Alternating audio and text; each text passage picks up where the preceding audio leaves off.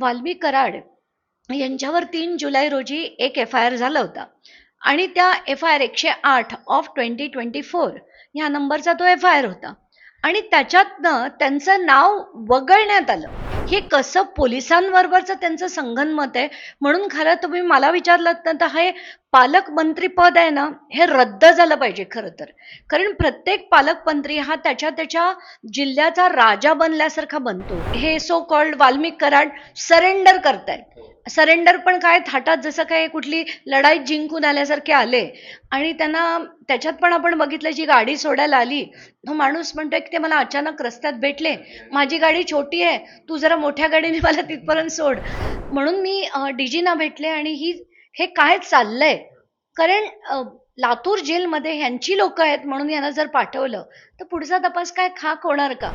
बीड जिल्ह्यातील मस्साजोग येथील सरपंचाचा निर्घृण खून झाल्यानंतर महाराष्ट्र हादरला होता आणि या खुनातील आरोपींना कठोरातली कठोर शिक्षा करण्यात यावी अशा प्रकारचं जनआंदोलन जनतेकडनं करण्यात आलं आणि तेव्हा पुढे या आंदोलनाला यश येताना पाहायला मिळालं. मात्र यात सर्वात मोठा जो वाटा होता ज्यांनी हा आवाज उठवला देशमुख कुटुंबासाठी सामाजिक कार्यकर्त्या अंजली दमानिया आपल्यासोबत आहे.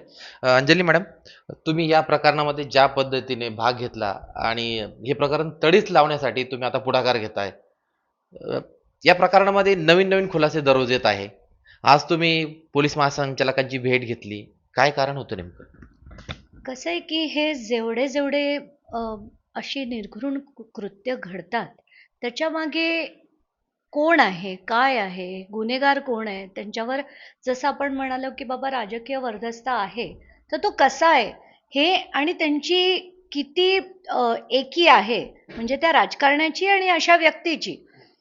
तर ही सगळी एस्टॅब्लिश करून, कारण खून साधा असता तर गोष्ट वेगळी होती की बाबा रागाच्या भरात कोणी केला तर एक गोष्ट वेगळी आहे, पण इतक्या क्रूरतेने त्यांना जे मारण्यात आलं त्याच्या आपण सगळ्या डिटेल्स ऐकल्यावर चीड येते मनात की बाबा हे काय चाललंय. आणि जेव्हा कळतं की बाबा इतकी माणसं होती, अमुकाने मारलं, इतक्या जखमा होत्या, ते ऐकून कसतरी होतं की बाबा सामान्य माणसाला आता न्याय मिळणार नाहीच की काय. कारण कसं आहे की एखादं असं कृत्य जर घडलं असेल तर खरं तर तिथल्या PSIनी चौकशी करून चार्जशीट फाईल करणं गरजेचं आहे. पहिलं FIR घेऊन चार्जशीट करणं गरजेचं आहे. पण आपण बघितलं की FIR देखील होतात पण त्याच्यावर चार्जशीटमध्ये अशा सगळ्या मंडळींची नावं जेव्हा वगळण्यात आली, हे जेव्हा मी बघितलं, कारण वाल्मी कराड यांच्यावर 3 जुलै रोजी एक FIR झाला होता आणि त्या FIR 108 ऑफ 2024 ह्या नंबरचा तो FIR होता आणि त्याच्यातनं त्यांचं नाव वगळण्यात आलं. चार्जशीट बनणं नाव वगळण्यात आलं. म्हणजे हे किती मोठं षडयंत्र आहे. हे कसं पोलिसांबरोबरचं त्यांचं संगनमत आहे म्हणून खरं तुम्ही मला विचारलं तर हे पालकमंत्री पद आहे ना, हे रद्द झालं पाहिजे खरं तर. कारण प्रत्येक पालकमंत्री हा त्याच्या जिल्ह्याचा राजा बनल्यासारखा बनतो. मग पोलीस त्याच्या दिमतीला, यंत्रणा त्याच्या दिमतीला, सगळं त्याला हवं तसं होतं. हवं तिथे FIR होतात, नको त्या लोकांवर FIR होतात, काही काही लोकांना अडकवलं जातं. जसं पंकजा मुंडेचं सुद्धा आपण ऐकलं की आम्ही तर लोकांना त्यांना अडकवतो आणि तडीपार करून घेतो. म्हणजे हे राजकारणी कुठच्या थराला जाऊ शकतात हे त्याच्यावरनं स्पष्ट होतं. तसंच काहीसं याच्यात जेव्हा घडताना दिसलं की आपण आधी बघितलं, मुख्यमंत्री नेहमीप्रमाणे बाहेर आले, अधिवेशनात म्हणाले की याची सखोल चौकशी होईल आणि सखोल चौकशीत ते जसं आपण नेहमी ऐकतो की SIT होईल, अमुक होईल, तमुक होईल, CID मार्फत चौकशी होईल. SIT म्हणजे हे तर गंमतच आहे खरी, कारण सिंचन घोटाळ्यात देखील SIT होती, महाराष्ट्र सदन घोटाळ्यात देखील SIT होती. त्या SITच्या चौकशीचं काय झालं आपण बघितलं. तर कुठेतरी हे SIT आणि CID चौकशा ज्या असतात त्या कम्प्लिटली कॉम्प्रोमाइज्ड असतात. त्याचाच प्रत्यय आपल्याला इथे आला. कारण SIT जी आधी बनवण्यात आली होती ती आधी बीडच्या अधिकाऱ्यांची आणि त्याच्यात मग फोटो आले की बाबा हे तर सगळे कराडचे अतिशय जवळचे आहेत. मग आम्ही ती बोंबाबोंब केल्यानंतर त्याच्यातले 4 अधिकाऱ्यांना आधी बाहेर काढलं. मग मी मुख्यमंत्र्यांची भेट घेतली. त्यांची भेट घेऊन त्यांना सांगितलं की नाही, पूर्ण SITच तुम्ही डिसबँड करा अशी माझी मागणी होती. मग ती SIT डिसबँड केली गेली आणि मग पहिले फक्त प्रमुख अधिकारी सोडून बाकीचे सगळे अधिकारी जे आहेत ते बदलण्यात आले.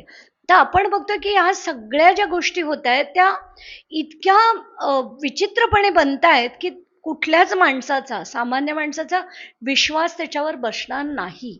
मग SIT तुम्ही आता पूर्ण आपण जो क्रम आहे तो बघूया. 17 तारखेला मुख्यमंत्री अधिवेशनात बोलले. त्याच्यानंतर अनेक दिवस काहीच झालं नाही. 28 तारखेला तिथे मोर्चा आयोजित करण्यात आला बीडला. 27 तारखेला तिथे CIDची टीम पाठवली जाते एकच दिवस आधी. त्यानंतर 30 तारखेला धनंजय मुंडे अगदी मुख्यमंत्र्यांची भेट घेतात. भेट घेतली संध्याकाळी 30 तारखेला. 31ला सकाळी हे so called Valmik Karad surrender करतायत. सरेंडर पण काय थाटात, जसं काय कुठली लढाई जिंकून आल्यासारखे आले. आणि त्यांना त्याच्यात पण आपण बघितलं, जी गाडी सोडायला आली तो माणूस म्हणतोय की ते मला अचानक रस्त्यात भेटले, माझी गाडी छोटी आहे, तू जरा मोठ्या गाडीने मला तिथपर्यंत सोड. कुणाच्या बुद्धीला पटेल का हे सगळं? आणि मग ती सो कॉल्ड CID चौकशी होते. CID चौकशीत आपल्याला रोज बातम्या येतात, आज त्यांची प्रॉपर्टी अटॅच झाली, त्यांचं अमुक अटॅच झालं. अरे CIDला आम्ही त्याच्यासाठी पाठवलंच नाहीये. CIDचं काम आहे त्याच्यात क्रिमिनल अँगल जो आहे तो तुम्ही इन्व्हेस्टिगेट करा. त्यांची प्रॉपर्टी EDला आणि SCBला चौकशी करू दे ना. तर असं कुठेतरी मला फार प्रकर्षाने जाणवलं की आपण जर लढलं नाही तर पुन्हा हे सगळं प्रकरण गुंडाळून ठेवलं जाईल. तर हे जर व्हायचं नसेल तर अनेक लोकांनी आपापल्या परीने लढे देणं गरजेचं आहे. महत्वाचं म्हणजे तुम्ही आवाज उठवला आणि त्यानंतरच वाल्मिक कराड यावरती ज्या पद्धतीने त्यांचं नाव यामध्ये मग मकोका लावण्यात आला आणि त्यानंतर खरी लढाई सुरू झाली आहे. तर आता काल एक व्हिडिओ तुम्ही ट्विट केला, माध्यमांमध्ये देखील आला. त्या व्हिडिओकडे कसं बघता तुम्ही? नाही, कसं झालं की मला 1:45च्या आसपासनं असा हा जो व्हिडिओ आला आणि एक नाही 5 आले होते माझ्याकडे. ते बघून आम्ही अक्षरशः हादरलो की हे काय चाललंय काय.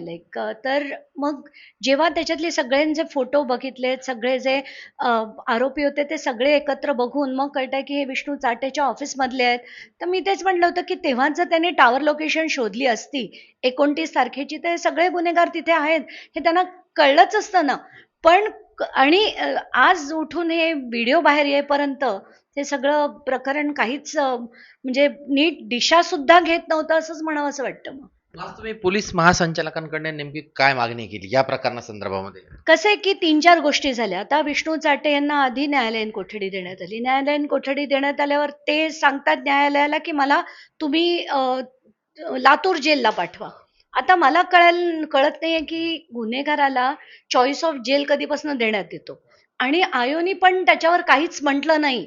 आयो म्हणाले हा ठीक आहे, त्यांना जिथे हवं तिथे देण्यात आमची हरकत नाही. तर मी अख्खीच्या अख्ख्या 8 जणांची लिस्ट दिली आणि त्या लिस्टमध्ये ही सगळी माणसं ही त्यांच्या मर्जीतली आहेत. आणि त्याच्यापैकी 3 हो ना, त्यापैकी 3 जण ते विष्णू चाटेच्या किती जवळचे आहेत त्याचं डिस्क्रिप्शन सुद्धा मी आज, म्हणून मी DGना भेटले आणि हे काय चाललंय. कारण लातूर जेलमध्ये ह्यांची लोक आहेत म्हणून यांना जर पाठवलं तर पुढचा तपास काय खाक होणार का.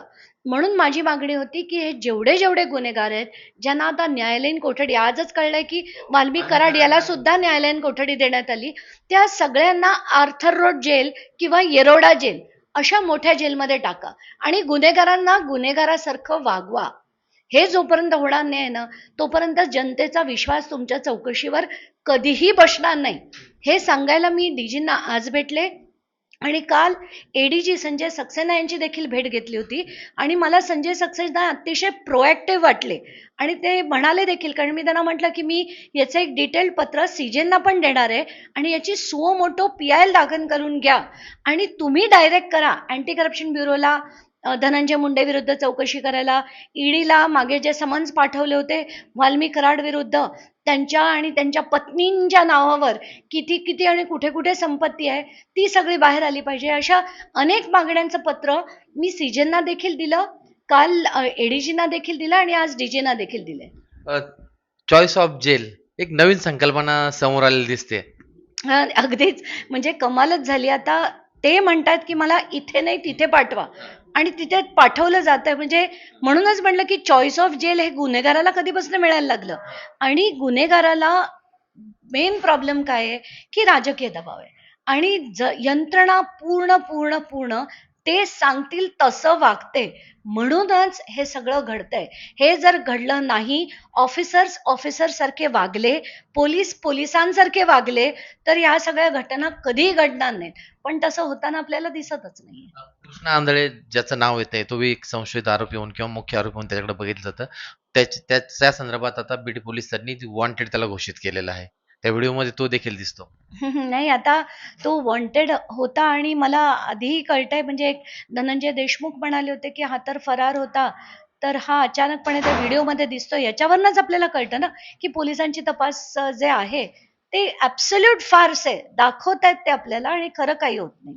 बरं, ज्या पद्धतीने तुम्ही म्हटलात की पोलीस महासंचालकांना भेटला की अशा प्रकारे जे आरोपी असतील म्हणजे जे खूपच ज्याची दखल घेतली होती, त्यांना शिक्षा व्हायला कठोर व्हायला पाहिजे, अशा आरोपींना जिल्ह्याबाहेरच्या वेगळ्या जेलमध्ये ठेवण्यात यावं, अशा पद्धतीने विचार तुम्ही मांडले काही, त्या संदर्भात काही पुरावे दिले का माझं मॅडम? म्हणणं हेच होतं की सगळ्यांना, म्हणजे इथल्याच याच प्रकरणातले नाही, जिथे जिथे सराईत आणि मोठे गुन्हेगार असतात त्यांची चौकशी ही जिल्ह्याबाहेर करावी. त्यांच्या कोठडी जिल्ह्याबाहेरची असावी. कारण जिल्ह्यात राहून कुणाची हिंमत होणार नाही यांच्या विरुद्ध कठोर कारवाई करायची. तर म्हणून हे प्रकरण जिल्ह्याबाहेर, हेच नाही, अशी होणारी असं होणारं प्रत्येक प्रकरण हे जिल्ह्याबाहेर केलं पाहिजे, अशी मागणी मी त्यांच्याकडे केली. आणि खरं तर बघायला गेलं तर आपण हे पूर्ण जे बघतोय ते मोठ्या प्रमाणावर मॅनिप्युलेट देखील होतंय असंच मला दिसतंय. कारण 3 तारखेचा जो FIR होता त्याच्यात, म्हणजे एक FIR आहे ज्याच्यात 9-10 नावं आहेत, त्याच्यात वाल्मिक कराडचं देखील नाव आहे. आणि मी जेव्हा मागितलं की बाबा याच्या चार्जशीट झालं का, तर म्हणे हो झालं. तर म्हटलं त्याचं नाव आलं का, तर म्हणे नाही, त्यांचं नाव आलं नाही चार्जशीटमध्ये. म्हटलं का, तर त्याच्यावर म्हणतात की त्यांचं नाव वगळण्यात आलं. आणि मग मी लिहून मागितलं तेव्हा कळतंय पुराव्या अभावी त्यांचं नाव वगळण्यात आलं. म्हणजे इतकं स्केल ऑफ मॅनिप्युलेशन जर चार्जशीटमध्ये होत असेल, त्याच्यावरनं तपास काय होतोय ते आपल्याला दिसेलच. तुम्हाला काय वाटतं एकंदरीत बीडचं जे सध्याचं जे वास्तव आहे, ज्यामध्ये कोणकोणत्या म्हणजे फक्त सत्तेसाठी, सत्तेसोबत पैसा येण्यासाठी आणि आपलं टार्गेट पूर्ण करण्यासाठी अशा पद्धतीचं राजकारण त्या बीडमध्ये पाहायला मिळतंय का? मला गंभीर हे वाटलं की कसं आहे की आता युवा पिढीला आपण जी दिशा देतो, आत्ताच्या घटकेला तुम्ही बघितलं ना, युवा पिढीचे तिथले जे प्रत्येक माणूस ना तिथे इंस्टाग्रामवर आहे, प्रत्येक माणसाच्या रील्स असतात. आणि स्पेशली मुलांच्या ज्या रील्स बघून घाबरायला होतं की पिस्तुलं दाखवत, कोयते दाखवत, आणि काही काही मुलांनी तर असे एकत्र ग्रुपमध्ये फायरिंग करत व्हिडिओज बनवले आहेत की आम्ही बीडवाले आणि आम्ही असंच करणार, आम्ही गोळ्यांनी मारणार आणि अमुक दहशत करणार. याच्यावरनं कळतं की आपण काय दिशेने चाललोय. आणि हे जर आत्ता थांबवलं नाही पोलिसांनी, यंत्रणांनी, सगळ्यांनी मिळून, तर आपण पुढच्या पिढीला काय दिशा देतोय आणि देशाला काय दिशा देतोय. पोलीस महासंचालकांनी रश्मी शुक्लांनी तुम्हाला काय म्हणजे तुम्हाला काय प्रतिसाद दिला ज्यावेळेस तुम्ही अशा प्रकारचे तुम्ही त्यांना त्यांना तुम्हाला तुम्ही त्यांना पत्र दिलं? त्यांना पत्र देऊन मी सगळी माहिती देखील दिली की कुठल्या कंपन्या आहेत, या कंपन्यांना महाजेनकोकडनं कसा डायरेक्ट पैसा मिळालाय. कारण ऑफिस ऑफ प्रॉफिट ही एक गोष्ट अतिशय महत्वाची. कंपन्या म्हणजे नेमकं स्पेसिफिक सांगते मी. ऑफिस ऑफ प्रॉफिट म्हणजे काय असतं आणि मग आपण कंपन्यांकडे येऊ. ऑफिस ऑफ प्रॉफिट म्हणजे कुठलाही आमदार किंवा खासदार हा कुठल्याही प्रकारे स्वतःचं पद वापरून स्वतःच्या फॅमिलीला एक पैशाचंही प्रॉफिट मिळवून देऊ शकत नाही. असं असताना Venkateshwara industrial services, turtle logistics या 2 कंपन्यांमध्ये धनंजय मुंडे आहेत आणि टर्टल लॉजिस्टिक्समध्ये फक्त राजश्री धनंजय मुंडे आहेत. तर या दोन्ही कंपन्यांनी डिपॉझिट देऊन महाजेनकोकडनं फ्लाय ॲश उचलून आणि ती विकल्याचे पेपर्स मी त्यांना दिलेत. या व्यतिरिक्त व्यंकटेश्वरा इंडस्ट्रियल सर्व्हिस आणि जी दुसरी कंपनी आहे जगमित्र शुगर्स, या कंपन्यांमध्ये हे तिघही डायरेक्टर्स आधी होते, ते तिघही शेअर होल्डर देखील आहेत. आणि टॉप 2 शेअर होल्डर्स जे आहेत ते धनंजय मुंडे, आज सगळ्यात धनंजय मुंडे आणि राजश्री मुंडे आहेत. आणि असं असताना त्या सरळ सरळ, आता एवढंच नाही, 62 कोटी रुपयाची त्यांना लोन्स अनेक अनेक बँकांकडनं जगमित्र शुगरला मिळालेले आहे. ह्या सगळ्या डिटेल्स जेव्हा येतात ना, असं वाटतं की काय आहे आणि कुठच्या दिशेने, म्हणजे सगळेच जण राजकारणी आपापला दबदबा वापरून हे सगळीकडे करताना सर्रास दिसत आहेत. आणि आपण आपले बसलोय नोकरी करत आणि कर भरत, दुसरं काही आपल्याला त्यातनं मिळणार नाहीये. ही लुटलं जाणार आहोत. आणि आपल्याला असं चिरडून मेल्यावर, मारल्यावर आपली पोलीस दखल पण घेणार नाहीत. हे त्यातलं दुर्दैव आहे. मधल्या काळात तुम्हाला खूप धमक्या येत होत्या ठराविक समाजाकडनं, त्या आता बंद झाल्या का? नाही, कसं होतं की त्या समाजाचा जो माणूस खरा असेल ना, त्याला पटेल की हा समाजाचा विषयच नाहीये. हे त्यांना मुद्दाम केलं गेलं होतं. त्यांच्या कार्यकर्त्यांनी दबाव क्रिएट करण्यासाठी या बाईंना छळा म्हणून जे सांगितलं गेलं होतं. कारण जे जे मला राजकारणात ओळखतात किंवा जे जे माझ्या समाजकारणात मला ओळखतात, त्यांना माहितीये की मी समाजाविरुद्ध कधीही बोलत नाही. कुठल्याच समाजाबद्दल कधीच नाही. समाज नाही, धर्म नाही, कारण आमचा तो विषयच नाही. आमचा लढा आहे फक्त देशासाठी, आणि तेवढाच आम्ही करतो. मग आता आतापर्यंत तुम्हाला किती प्रतिसाद, पोलीस एसपींशी काही तुमचं बोलणं झालं बीडच्या, कारण की त्यांनी काही फीडबॅक दिलं तुम्हाला, तुम्ही ज्या पण मागणी केली होती त्यांच्याकडे? मी जे जे आता मागणी केली, मग ती मुख्यमंत्र्यांकडे असो, एसपींकडे असो, ती बऱ्यापैकी पूर्ण होताना दिसतीये. जसं मी मागणी केली होती की याची SIT परत स्थापन करा, ती केली गेली. बंदुकांची चौकशी करा, तर बीडमधली केल्या गेली. 300 लायसन्सेस देखील रद्द रद्द झाली. आता माझी अपेक्षा आहे की हे ऑफिस ऑफ प्रॉफिट जे आहे त्याची चौकशी व्हावी. याचं ECI म्हणून मी म्हटलं, सीजेंना मी जे आज जाऊन त्याचं पूर्ण डिटेल ठोकळा जाऊन देऊन आली आहे. आणि त्याच्यावर याला सुओ मोटो PIL म्हणून दाखल करा, अशी मागणी मी केलेली आहे. तुम्ही काही पोलिसांची अधिकाऱ्यांचं निलंबन करावं अशी देखील मागणी, किंवा त्यांना सहआरोपी करावं अशी देखील मागणी केली आज? जी जी, त्याच्यात 3 मेन आरोपी जे मला वाटतात, एक SP बारगळ म्हणून होते, त्यांच्यावर, प्रशांत महाजनवर, कारण प्रशांत महाजननी बरेचसे खेळ तिथे केलेत केसमध्ये, आणि त्या पूर्ण भागामध्ये त्यांनी खूप काही काही खेळ केलेले आहेत. आणि त्या व्यतिरिक्त राजेश पाटील, जे कालच्या व्हिडिओमध्ये सुद्धा धडधडीतपणे दिसत होते, त्यांना पण सहगुन्हेगार करून घ्या, अशीच मागणी देखील मी केलेली आहे. वाल्मिक कराडला आता 14 दिवसाची न्यायालयीन कोठडी मिळालेली आहे. तर याकडे तुम्ही कसं पाहता? कसं आहे की आता न्यायालयीन कोठडी देण्याची फार घाई झाली आहे, असं मला वाटतंय. कारण बरीचशी चौकशी, आता व्हिडिओ काल आलेत, आणि खरं तर याची पुढे सखोल चौकशी होणं गरजेचं होतं. पण आताच्या घटकेला ती केली नाही, हेच दिसतंय. दुर्दैव म्हणाल पाहिजे. मॅडम, शेवटचा प्रश्न घेतो. हा तुमच्या संबंधात, म्हणजे तुमच्या संदर्भामध्ये प्रश्न असा आहे, की मॅडम अंजली मॅडम घाबरत नाही, धमक्यांना भीत नाही, कायद्यावर चालतात, नियमात चालतात, कोणावर अन्याय होतात तर पुढे पुढाकार ते घेतात. मग अंजली दमनिया मॅडमला जर लाच द्यायची असेल तर मग कशा पद्धतीने लाच द्यावा लागेल? आताच काही वेळापूर्वी मी तेच म्हटलं की मला सगळ्यात जास्त पाणीपुरी आवडते, आणि ती खाल्ली की मी नेहमीच खुश असते.